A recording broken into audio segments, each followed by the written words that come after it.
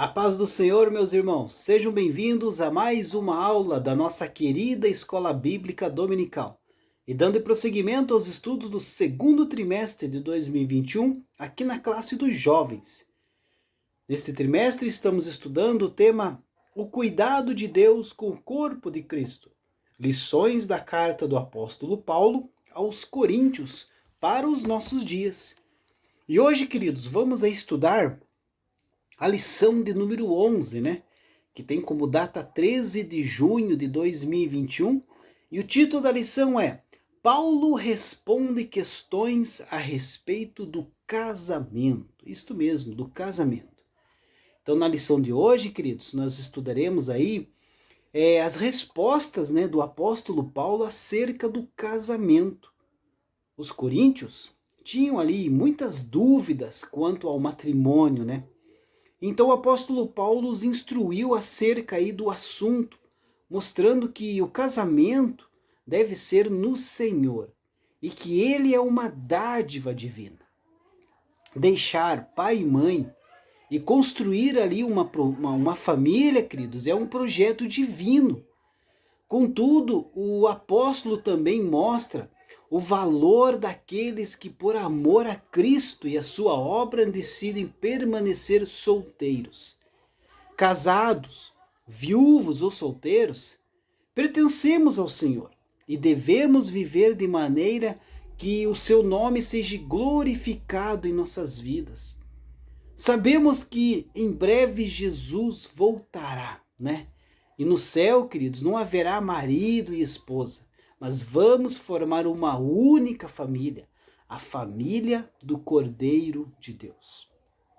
O texto do dia da nossa lição, queridos, se encontra na primeira carta de Paulo aos Coríntios, capítulo 7, versículo 9, que diz assim: Mas se não podem conter-se, casem-se, porque é melhor casar do que abrasar-se.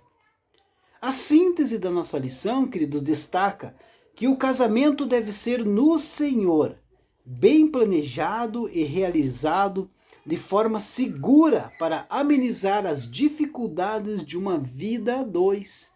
Isto mesmo, queridos. Quando Deus ali criou o casamento, Ele o fez para que o homem e a mulher pudessem então completar-se um ao outro em suas necessidades espirituais, em suas necessidades emocionais, em suas necessidades intelectuais, necessidades físicas e sociais. Para que o casamento, então, cumpra o propósito, é necessário, porém, que esteja alicerçado na rocha que é Jesus Cristo. O alicerce, como todos sabem, é a base sobre a qual se constrói ali um muro, uma casa, um edifício. Portanto, queridos, a base de um casamento feliz é Jesus Cristo.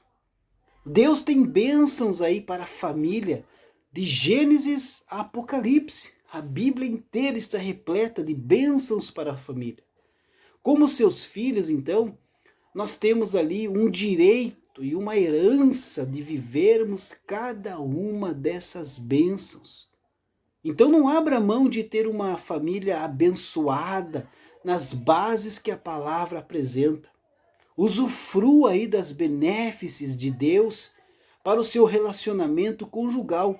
E dessa forma, você só tem a ganhar. O texto bíblico da nossa lição, queridos, que serve como base para a lição que vamos estudar hoje, se encontra lá na primeira carta de Paulo aos Coríntios, capítulo 7, do versículo 1 ao versículo 14. Faça a leitura desse texto sagrado. Se você não tem a lição em mãos, queridos, esse texto é a base da lição. Então faça a leitura para você aí se aprofundar e poder acompanhar esse estudo que vamos fazer no dia de hoje. A nossa lição diz assim: os membros da igreja em Corinto tinham muitas dúvidas, a respeito de várias coisas, inclusive a respeito do casamento e da castidade. Graças aos questionamentos deles, nós temos registradas no cânon bíblico várias orientações sobre o assunto. Paulo recomenda o casamento como um projeto de Deus e algo bom. Entretanto, ele inclui algumas regras para que o matrimônio seja benéfico para a vida espiritual do casal e das famílias envolvidas. Então haviam, dúvidas entre os crentes de Corinto, sobre o casamento e sobre o relacionamento familiar em geral. Foi então, queridos, que eles resolveram ali escrever ao apóstolo Paulo a fim de se esclarecerem sobre esses assuntos. Então, nesta lição, estaremos estudando o capítulo 7 da primeira epístola de Paulo aos Coríntios. O texto aí mais rico da Bíblia acerca do casamento em seus diversos aspectos. O casal e a vida conjugal. Os filhos, o estado de solteiro, a separação e o divórcio, a viuvez e o novo casamento.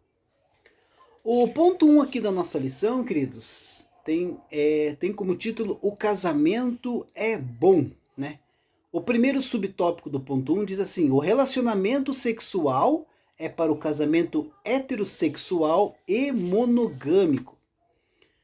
Aqui a base desse primeiro ponto, que está lá no versículo 1 do capítulo 7 da primeira carta de Paulo aos Coríntios. Vamos fazer a leitura desse texto, que está ali no texto bíblico, que eu comentei no começo, que diz assim: ora, quanto às coisas que me escrevestes, bom seria que o homem não tocasse em mulher.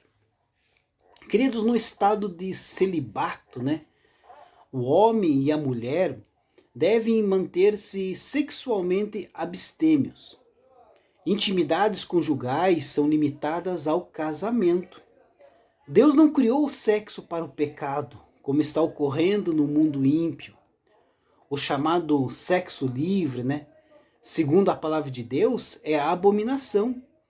Isto não significa, de acordo com a Bíblia, que seja impróprio ou condenável estar solteiro ou casado. É questão, então, de consciência e possibilidades de cada um. Todavia, todos devem estar cientes de que o casamento traz consigo aí certas obrigações que os pretendentes não podem ignorar. Lá na primeira carta de Paulo a Timóteo, no capítulo 4, do versículo 1 ao versículo 3, o mesmo apóstolo Paulo profetiza, pelo Espírito Santo, que um dos sinais do fim dos tempos, queridos, é a proibição do casamento.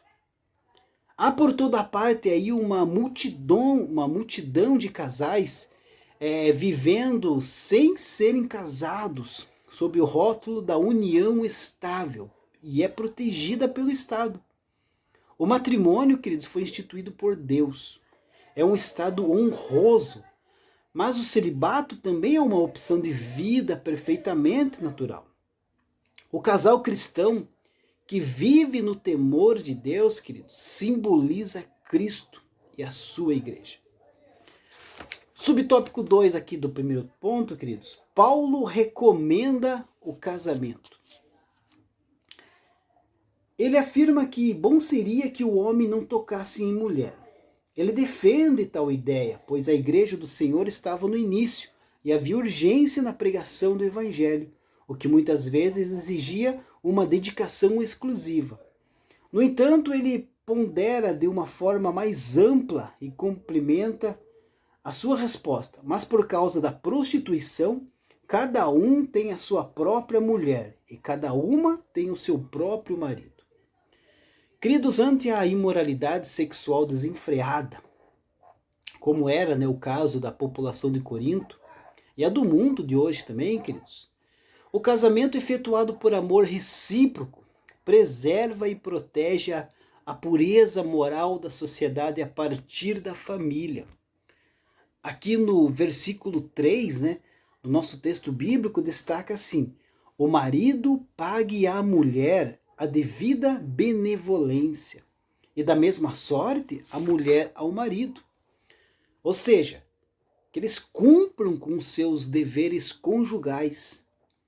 O verbo pague deixa claro que não se trata de favor, mas de uma obrigação do marido para com a esposa e da esposa para com o marido. Isso nos faz compreender, queridos, que o ato conjugal não visa somente a procriação, mas sim a satisfação mútua.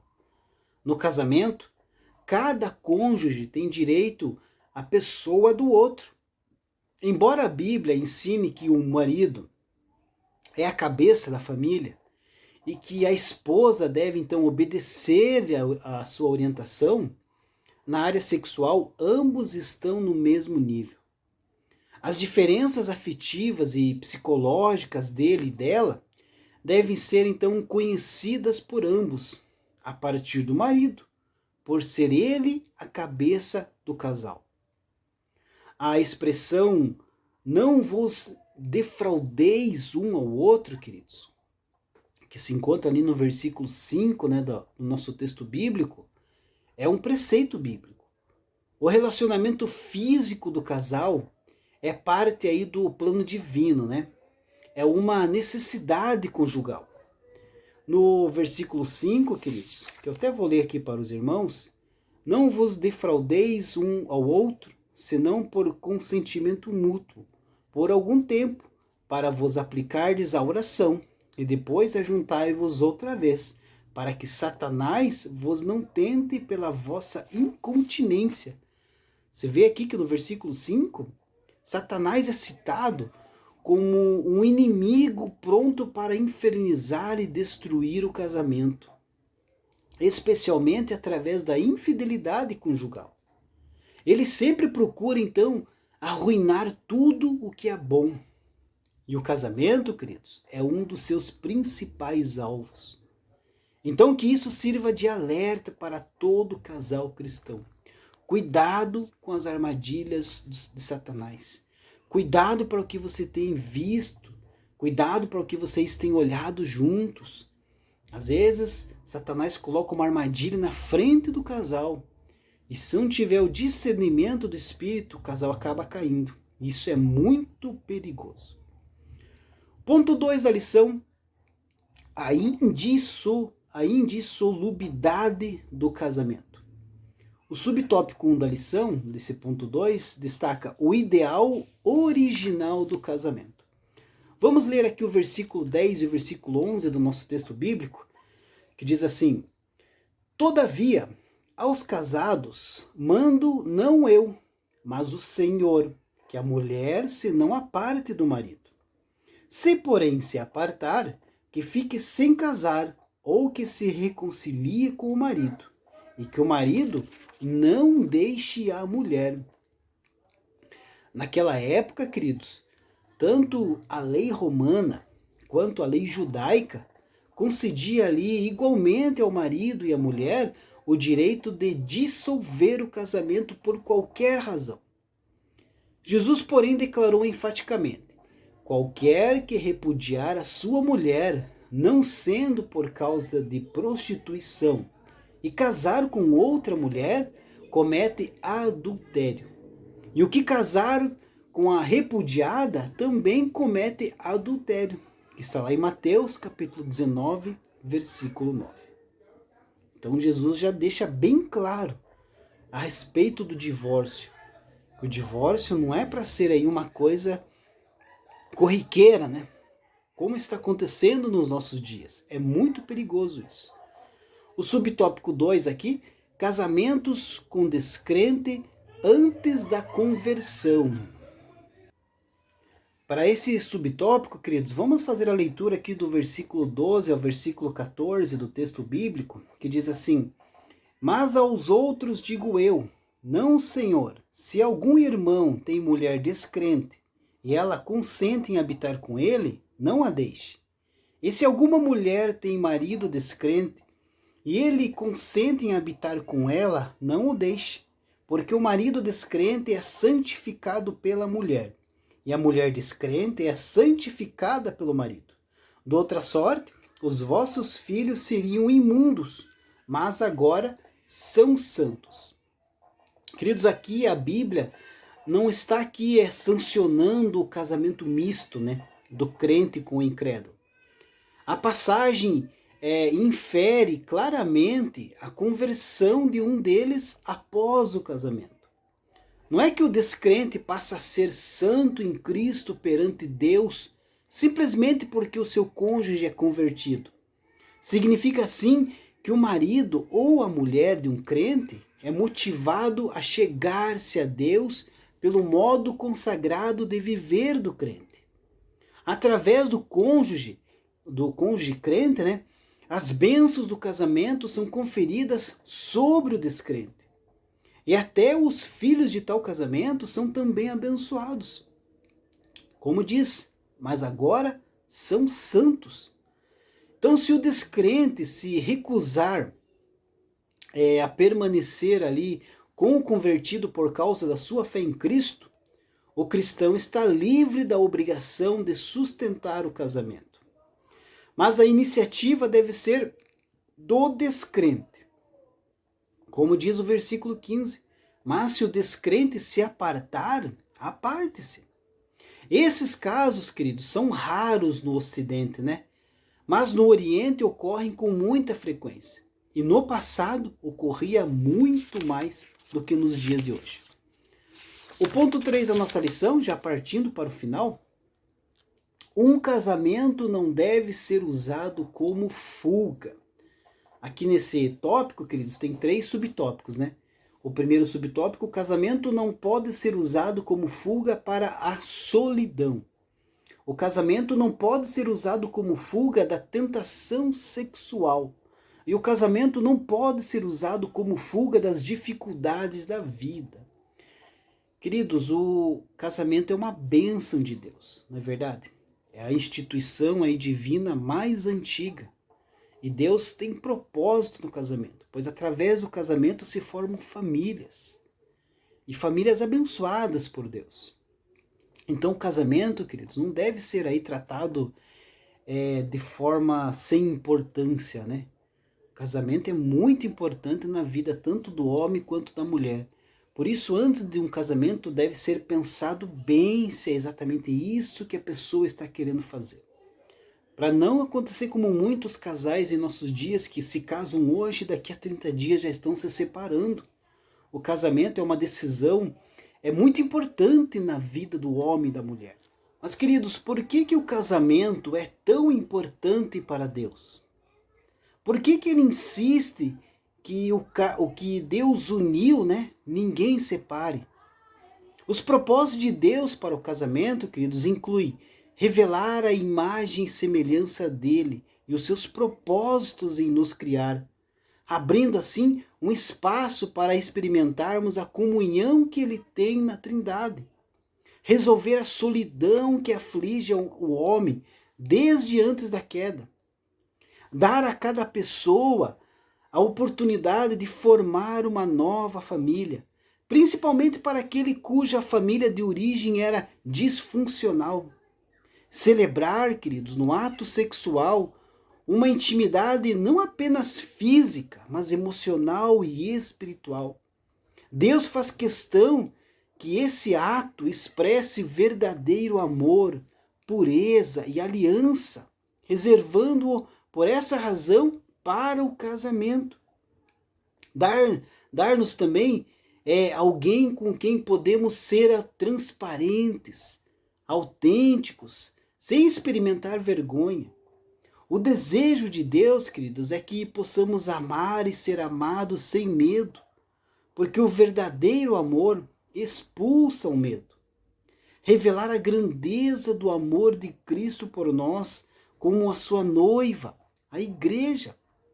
A história de Gênesis e Apocalipse enfatiza, queridos, o amor de Jesus por sua noiva.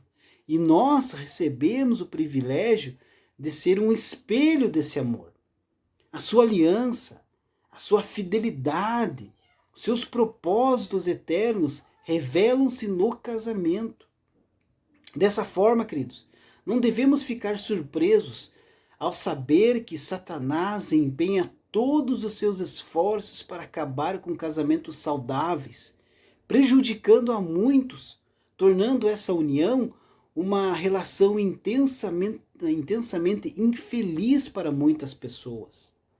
Se Deus, por sua vez, não fizesse um compromisso de aliança conosco no casamento, Não teríamos chances de nos aproximarmos dos seus propósitos eternos. Um casamento saudável é realmente glorioso, e um infeliz pode tornar-se no inferno, destruindo não apenas o casal, mas a família, e espalhando essa herança negativa às gerações seguintes. A conclusão da nossa lição, queridos, diz assim: na lição de hoje ficou evidente que o casamento é bom e abençoado por Deus, e que o celibato é somente para pessoas que têm o dom para permanecer neste estado. O princípio original do casamento é pela duração, até que a morte separe os cônjuges. Todavia, devido à dureza do coração, muitos casais não chegam até o final juntos. Por isso, o casamento não poder ser usado para fugir da solidão, da tentação sexual ou das dificuldades da vida. Ele deve ser bem planejado e deve ser feito segundo a vontade do Senhor. Os coríntios viviam num ambiente de promiscuidade sexual ostensiva, Sendo a metrópole de Corinto o centro do culto imoral e depravado a deusa grega Afrodite, cultuada entre os romanos sob o nome de Vênus. Ela era conhecida e era considerada a deusa do amor erótico sensual. Hoje, queridos, a Igreja do Senhor defronta-se com um ambiente ainda pior, como é o caso da multimídia eletrônica informatizada, dramatizada, falada, visualizada, escrita, gravada e assim por diante. Entretanto, queridos, maior é Deus para guardar a todos os que nele confiam e que vivem nele. Deus abençoe a sua vida e até a próxima lição, se Deus assim permitir.